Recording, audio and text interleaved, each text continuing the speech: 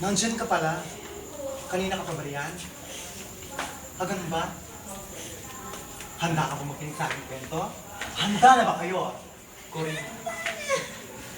Bueno, sa panahon ngayon, alam nating lahat na ang lahat ng kabataan ay nakikibaka para sa kanilang kalayaan, sa kanilang karapatan. At alam niyo ba, sa puntong ito, ay babahagi ko ang aking kasaysayan ukol sa aking pagiging aktivista. Baka ba na itong activist tayo pala yung bating. Nung maliit pa ako, sabi ng inay, maingay na daw ako. At ang sabi ko naman, dalaktor ka.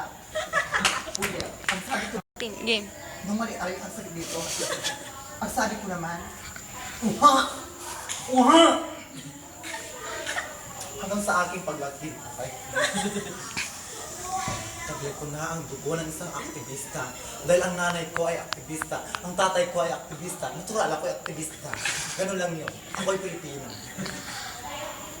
At sa aking pagkamulat, nakikita ko ang aking mga kapwa Pilipino naliligo sa kanilang mga dugo. Bakit? At ang kanilang sigaw, painumin niyo kami! Ang sa isang araw, sumama ako. Ibangsa! Ibangsa! Ngunit nariyan na ang mga polis. Takbuhan! Ngunit ako'y sinawintala. Ako'y nahuli ko kaya... Inahi. Hindi ko to ginusto.